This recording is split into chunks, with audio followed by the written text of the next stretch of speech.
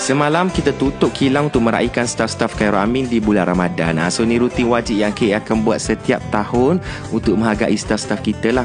Staf aku ni ramai, nak dekat 100 orang. Jadi pergi mana-mana kena plan date. Dia macam rombongan Cik Kiah punya ramai tu. Jadi first kita settlekan diorang punya baju raya. So yang ni macam biasa setiap tahun pilih je nak warna apa, corak apa pun tak kisah.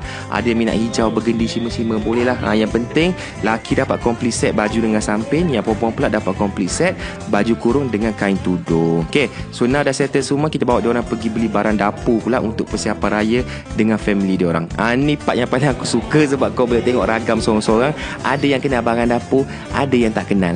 Time dia call mak kat kampung, lepas tu dia call wife dia, lepas tu dia call adik-beradik dia, tanya barang apa lagi tak cukup. Masing-masing akan penuhkan troli lah. Ada yang ambil pampers, ada yang ambil beras, ada juga yang ambil barang nak cuba resepi bos dia. Awas kalau tak jadi nanti. Okay, so bila troli dah penuh, it's time to pay. So masa ni memang ambil sejam lebih nak settlekan payment untuk diorang punya troli, 100 troli ni. And disebabkan tahun ni pembelian barang tu lagi banyak daripada last year, aku carikan lori, aku sewakan lori untuk diorang. Senang, letak je barang dapur tu atas lori, tak payah pening untuk bawa balik. Okay, so bahagian petang pula nampak tak semua orang tersenyum sebab apa?